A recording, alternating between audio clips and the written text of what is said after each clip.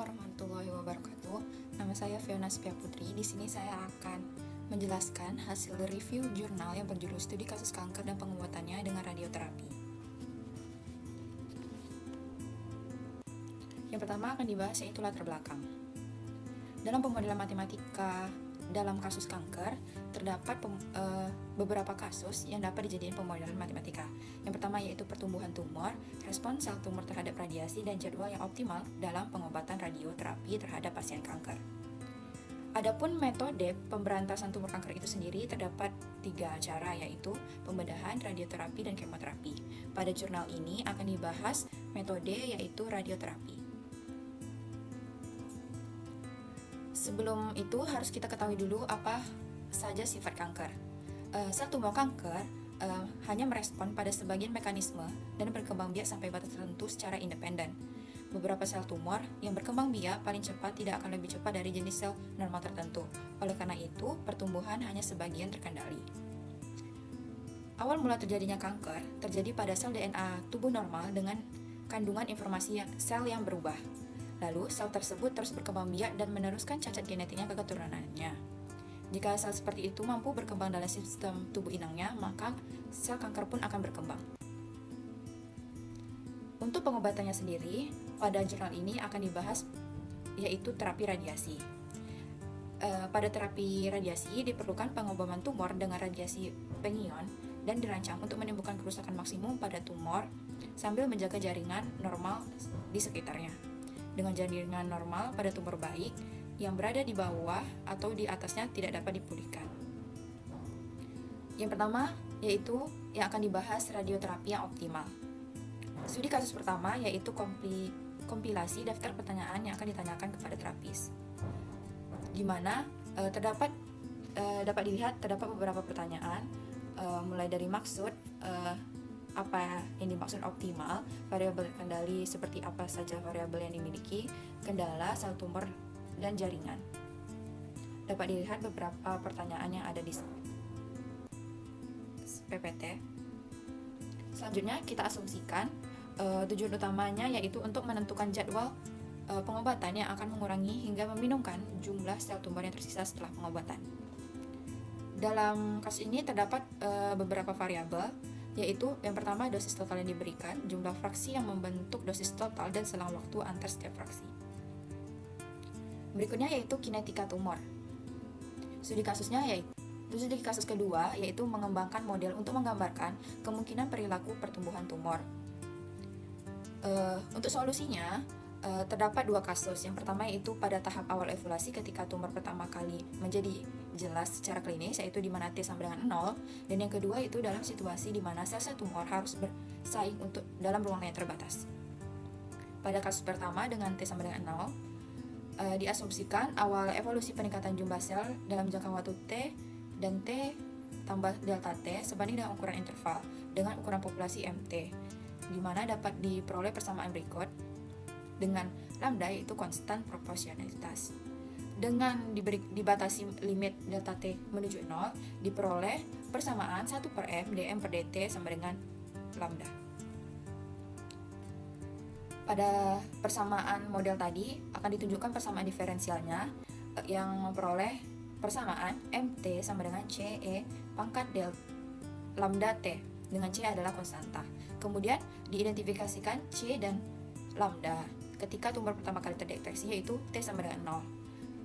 Kita substitusikan T-nya diperoleh M0 sama dengan C, sehingga seperti yang diketahui bahwa dalam tubuh manusia terdapat jumlah sel sebanyak 10^11, sehingga C sama dengan M0 sama dengan 10^11 dengan lambda 1/tau dan 2, di mana tau adalah waktu untuk penggandaan. Kemudian diberikan itu berupa kurva, dapat dilihat sketsa kurva pada model dengan awal revolusi T sama dengan 0. Next, untuk kasus kedua, kita asumsikan tingkat pertumbuhan bergantung pada jumlah sel tumor yang ada, yaitu 1/m dikali dm per dt sama dengan Vm, di mana Mt adalah jumlah sel tumor pada waktu T dan Vm adalah fungsi turun dari M. Kemudian akan ditunjukkan bentuk linear, yaitu V VMT sama dengan lambda per theta kurang M0 dikali theta dikurang MT, di mana theta sama dengan ukuran populasi asimptotik. Setelah ditunjukkan bentuk linear tadi, kemudian kita akan cari persamaan diferensialnya, diperoleh dm per dt sama dengan lambda m per theta dikurang M0 dikali theta dikurang MT, dengan solusi MT sama dengan M0 per theta ditambah 1 dikurang M0 per theta eksponensial negatif lambda theta T dibagi theta dikurang M0 dipangkatkan negatif 1. Berikut adalah solusi dari persamaan diferensialnya. Kemudian diperoleh ini bentuk kurvanya, yaitu berupa kurva naik yang menuju theta tangga. Kemudian selanjutnya yaitu akan dibahas terkait respon sel tumor untuk iradiasi. Pada studi kasus ketiga ini yaitu akan diturunkan model matematika untuk menjelaskan bentuk kurva kelangsungan hidup, di mana untuk solusinya kita asumsikan pertama setiap sel memiliki n hit, di mana kondisi yang diperlukan dan cukup bagi sel untuk kehilangan integritas produksinya, yang didefinisikan bahwa masing-masing dari n menerima setidaknya 1 hit karena radiasi. Yang kedua yaitu jumlah hit yang diterima oleh target yang dipilih secara acak adalah variansi Poisson dengan rata-rata sebanding dengan total dosis radiasi, dan asumsi terakhir yaitu setiap target memiliki hit secara independen dari yang lainnya. Selanjutnya itu solusi di mana fraksi sel yaitu 1 dikurang eksponensial negatif KD dipangkatkan N, di mana konsesi K sama dengan 1 dibagi D0, dan D0 itu merupakan dosis mematikan rata-rata. Proporsi yang diharapkan dari korban yang selamat setelah diberikan dosis D yaitu lebih sering disebut fraksi hidup klonogenik yang dilambangkan dengan sigma 1 dikurang 1 buka kurung 1 dikurang eksponen negatif D per D0 pangkat N. Untuk D per D0 yang besar, sigma dengan mensubstitusikan melogaritma naturalkan diperoleh ln sigma similar to ln n dikurang D per D0. Dan untuk ketika n sama dengan 1, ln sigma sama dengan min D per D0. Sedangkan ketika n besar dari 1, kurva kelangsungan hidup yang ada di sebelah kanan ini memiliki shoulder yang menjadi lebih jelas dengan meningkatkan jumlah n. Kemudian untuk n sama dengan 2 dan D0 sama dengan 96 rad, maka disimpulkan bahwa terdapat 2 hit dalam sel HeLa S3 karena validalitas mekanisme dibalik model tidak terbukti hanya karena model cocok. Seperti yang disebutkan tadi bahwa grafik ini merupakan grafik kelangsungan hidup, yang dimana kurva atau grafik kelangsungan hidup ini diberikan oleh persamaan sigma sama dengan 1 dikurang eksponensial negatif D per 96 dipangkatkan 2. Selanjutnya yaitu respon jaringan normal terhadap iradiasi dan pengukuran toleransi jaringan normal. Terapi radiasi ini melibatkan pengeboman tumor dengan radiasi penion seperti yang telah disebutkan di awal tadi. Proses ini menimbulkan kerusakan pada jaringan normal di sekitarnya bersamaan dengan jaringan normal. Proses ini juga menimbulkan kerusakan pada jaringan normal di sekitar jaringan yang terkena kanker. Setelah kerusakan jaringan atau kehilangan sel, maka mekanisme kontrol tubuh berusaha untuk meregenerasi jaringan yang rusak tersebut. Jika kerusakan itu terlalu parah, maka toleransi jaringan normal telah terlampaui dan regenerasi penuh tidak mungkin untuk dilakukan. Terdapat konsep CRE atau Cumulative Radiation Effect, di mana penilaian kerusakan radiasi biologis pada jaringan ikat normal sebagai regeneralisasi konsep NSD, di mana konsep ini diterapkan pada semua tingkat subtoleransi cedera radiasi dan tidak hanya pada batas toleransi seperti dalam konsep NSD. Tetapi konsep CRE ini pada jadwal fraksi ke N masing-masing diberikan waktu antara perawatan sebanyak T hari yang dapat dinyatakan dalam bentuk RF sama dengan N A kecil dikali D dibagi T pangkat B kecil, di mana RF menunjukkan CRE dalam unit efek radiasi. berdasarkan analisis dan data yang ditemukan oleh salah satu ilmuwan yaitu Ellis, dari penggunaan sinar X dan Y, di mana dia menumpukan A dan B, ya memiliki A dan B pada rumus RF tadi memiliki nilai 0 sampai 65 dan 0 sampai 11. Bukti ini menunjukkan bahwa bagi manusia pada toleransi jaringan normal RF adalah dari urutan 1800 unit efek radiasi. Kemudian yaitu modal terpenting yaitu jadwal radioterapi yang optimal. Selanjutnya, studi kasus keempat yaitu mengembangkan model yang cocok untuk penentuan jadwal perawatan radioterapi yang optimal, di mana dapat dilakukan dengan mempertimbangkan dosis konstan D rad pada waktu perawatan T dengan memisalkan QI dan QI aksen dengan I sama dengan 1 sampai ke N, dengan masing-masing menunjukkan ukuran populasi sel kanker sebelum dan sesudah pemberian pengobatan.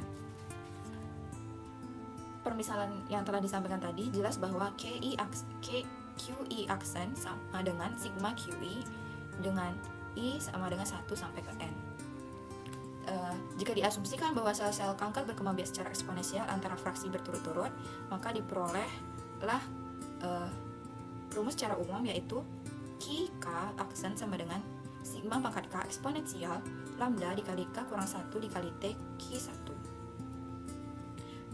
di mana fraksi sel klonogenik yang bertahan dari seluruh jadwal perawatan yang diberikan dapat dinyatakan dalam bentuk berikut: Qn aksen per Qi sama dengan F, T, D, dan N, di mana FTDN itu adalah sigma pangkat N eksponensial lambda dikali N kurang 1 kali T. Jika kandalan digunakan untuk menyatakan N dan D saja, maka diperoleh persamaan berikut dengan mensubstitusikan persamaan sebelumnya pada slide sebelumnya.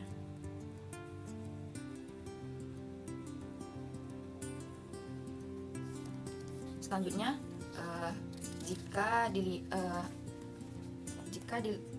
dalam bentuk persamaan Y1 T sama dengan Q1 eksponensial lambda ditambah 1 per T ln sigma dikali T, dengan yang mengandung QI dan kurva persamaan sama dengan Y2 yang mengandung QI aksen. Dengan demikian, untuk regenerasi tumor terjadi ketika T kecil dari negatif 1 per lambda ln sigma. Kemudian sel-sel tumor akan meningkat jumlahnya meskipun telah dilakukan pengobatan jika T besar dari negatif 1 dibagi lambda ln sigma. Jika T sama dengan negatif 1 per lambda ln sigma, itu terjadi penyimbangan fraksional yang disebabkan oleh pengobatan, yaitu pertumbuhan tumor menyeimbangi tumor yang membunuh. Yang pertama, kemudian ini adalah sigma di mana fungsi D yang diketahui, dapat dilihat grafiknya. Dan yang berikutnya yaitu di mana QI dan A adalah parameter yang diketahui dengan kendala seperti berikut. Dapat dilihat kedua grafik ini. Di mana pada grafik ini jumlah N memenuhi ketidaksamaan 4 dikurang N besar sama dengan 4 dan kecil sama dengan 60. Saya jelasin kembali untuk yang bagian kedua ini, di mana kurva yang dihasilkan disebut kurva keseimbangan karena sepanjang kurva ini pertumbuhan tumor menyeimbangi tumor yang dibunuh, dan wilayah kuadran pertama di bawah kurva keseimbangan akan mengandung kemungkinan rezim pengobatan yang seragam dan akan menimbulkan regenerasi tumor. Kita masuk ke hasil yang terkait dari kurva pada poin ke-6 ini, yaitu terdapat kurva multi-hit yang disajikan dalam tabel di samping ini. Mereka dibandingkan dengan jadwal konvensional. Hasil ini menunjukkan bahwa keunggulan jadwal optimal meningkat dengan waktu penggandaan tumor dan jumlah ekstrapolasi kurva kelangsungan hidup. Baik, mungkin cukup sekian yang dapat saya sampaikan terkait review jurnal kita tentang studi kasus penyakit kanker dan pengobatannya dengan radioterapi. Mungkin cukup sekian yang dapat saya sampaikan. Terima kasih atas perhatiannya. Saya akhiri. Wassalamualaikum warahmatullahi wabarakatuh.